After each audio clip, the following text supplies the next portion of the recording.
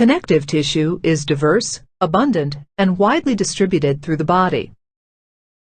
Its primary functions include structural support, binding structures together, fat storage, exchange of nutrients and metabolic waste, and defense and protection. All connective tissues share three basic components: cells, protein fibers, and ground substance. Together, the protein fibers and ground substance form the extracellular matrix. The proportions of these components, in addition to different cells and protein fibers, help define the various categories of connective tissue. In the adult, connective tissue can be divided into three broad categories: connective tissue proper, supporting connective tissue, and fluid connective tissue.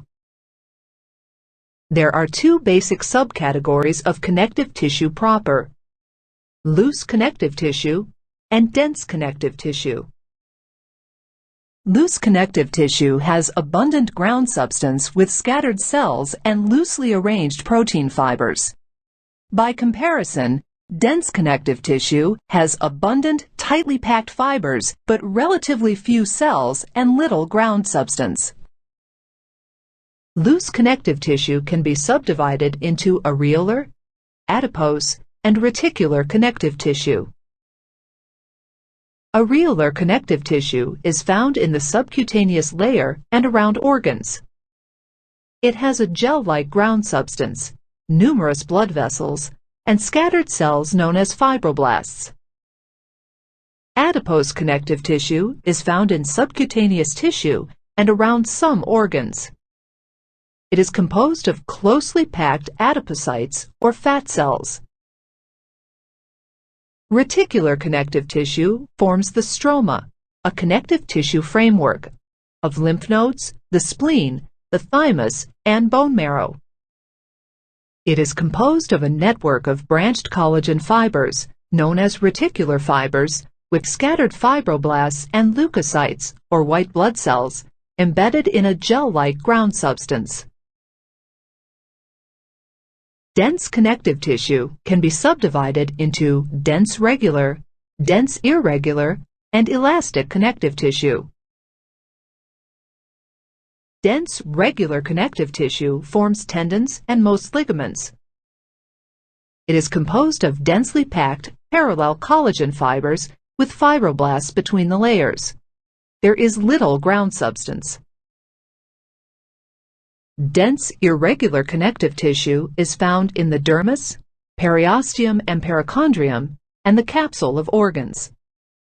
This type of connective tissue is composed predominantly of randomly arranged collagen fibers with fibroblasts interspersed. There is more ground substance than found in dense regular connective tissue. Elastic tissue is found in the walls of elastic arteries, the trachea and bronchi, and the vocal cords. This type of connective tissue is composed predominantly of branching elastic fibers, with fibroblasts in some spaces between the fibers. Elastic fibers, formed by the protein elastin, stretch under tension and then return to their original shape when tension is released. Supporting connective tissue can be subdivided into cartilage and bone.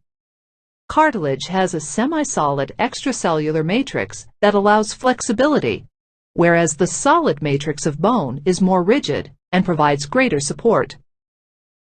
There are three types of cartilage: hyaline cartilage, elastic cartilage, and fibrocartilage.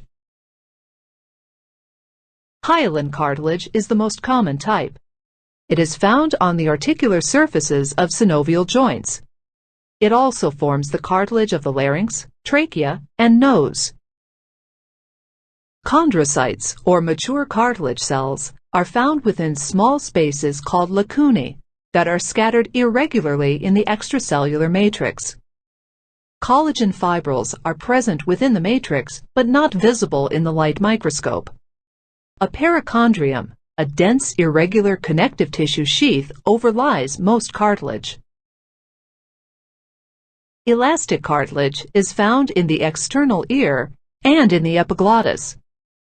It contains abundant elastic fibers, which form a web-like mesh around lacunae that contain chondrocytes.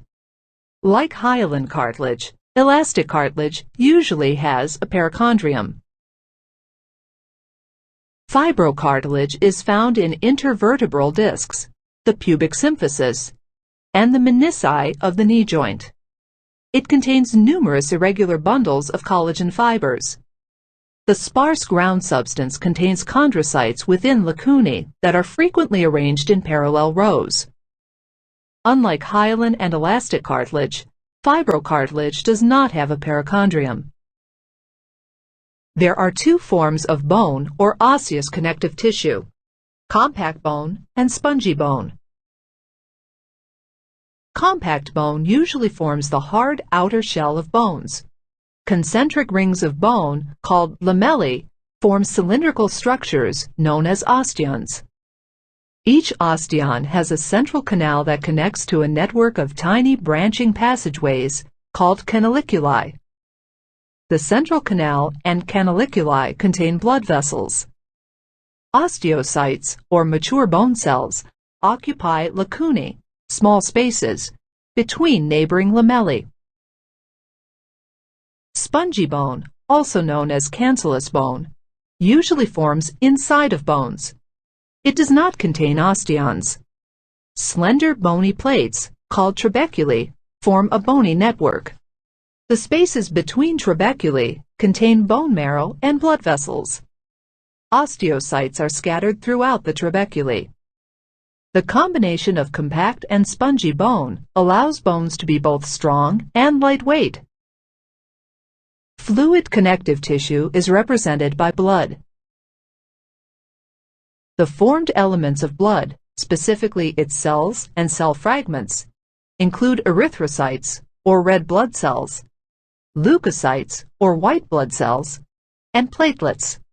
The watery ground substance of blood contains dissolved protein fibers.